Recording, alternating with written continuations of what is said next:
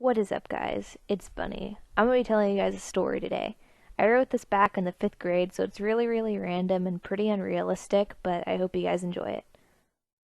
Once upon a time, there were three friends named Bob, J-Man, and John. These three friends went to university together and were studying for a degree in archaeology. It was almost the end of the semester, and the teacher assigned one final major grade. The assignment was to find or research an ancient artifact and write a 5-page research paper. The project was due in 1 month. Being the adventurous trio, the three friends decided to look up artifacts that had not been found in the United States yet.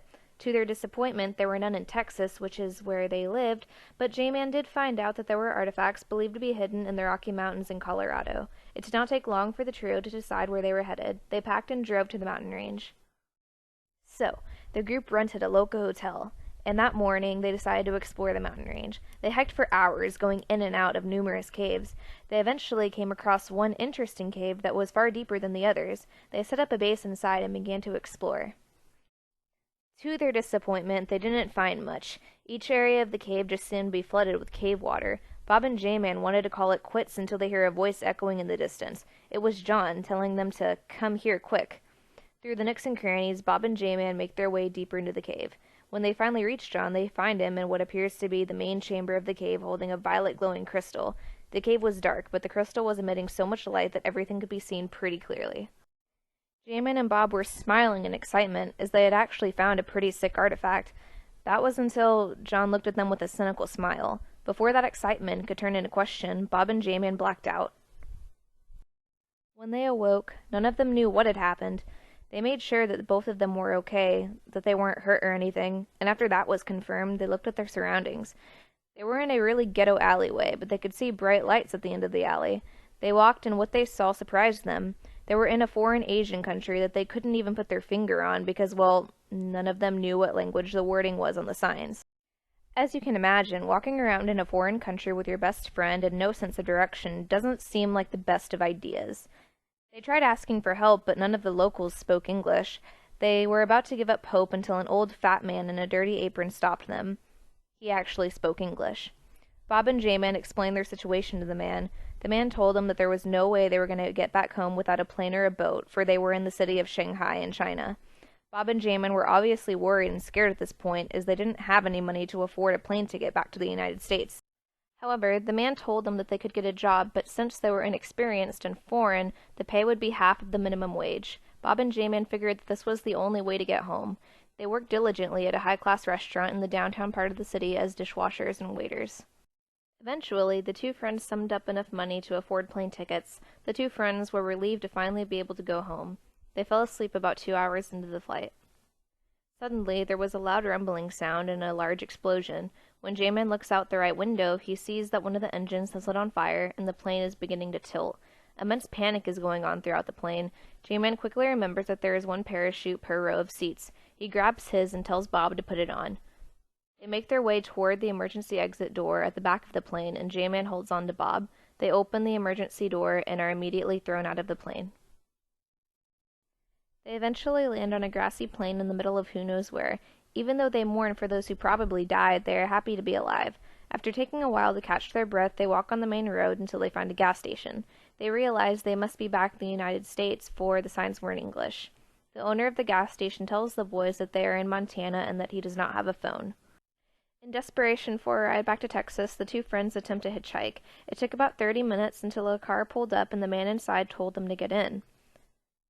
As they are riding in the car, they tell the man that they need a ride as far south as he can drive. A little while into the drive, J-Man looks down at his feet and notices a rather large bulk wrapped in a white sheet. He didn't think much of it until he turned it to the side with his foot and saw bloodstains. He yelled out in terror, and that's when the man driving the car attempted to stab J-Man with a knife. J-Man quickly retaliated and punched the man so hard that it knocked him out temporarily. J-Man then realized that they were passing a cornfield. He opens the car door and tells Bob to jump out with him. The two jump out of the car and run. They realize they are not safe as the man is still chasing them with a knife. In the distance, J-Man and Bob see a house with a man sitting on the porch. They run toward the house to seek help. The killer is close behind them, but as they are at the steps, the man on the porch gets up with a shotgun and shoots the killer, who is still following close behind them. Jamin and Bob thank the farmer for his help and explain their situation. The farmer tells them that he doesn't have a car or a phone, but there's an old tractor that he doesn't use anymore that he could lend them. It wasn't what they wanted to hear, but they figured that they would at least have a moving vehicle to gain some distance. They take the tractor and make their way south on the main road. Not long into their journey, the sky begins to get dark and rain pours. Worried for a flash flood, J-Man suggests that they go into the forest that is higher up on the hills. Bob agrees, and they take a detour on a dirt road into the forest. While traveling in the forest, they come across a few abandoned shacks that seem to be used for mining a long time ago. They also find dynamite as well as other old mining tools. The tractor ran out of fuel at this point, so Jamin and Bob had to walk the rest of the way. As they walk further, they find a large gorge with an old wooden bridge that leads to the other side of the forest. As soon as they cross the bridge, they notice an old cabin behind the trees. Extremely happy to see some sort of civilization, they make their way toward the cabin. Bob knocks on the door, and they are greeted by an old woman. More like a hag, really. She was old and feeble, with large warts on her hands and face. The old woman seemed to be annoyed by the boys, until they mentioned that they needed a place to stay. She then immediately gave off a very friendly demeanor and let the two boys in. She gave them food and a bed to sleep in. She told them that the house does not have a built-in restroom, but there is an outhouse outside.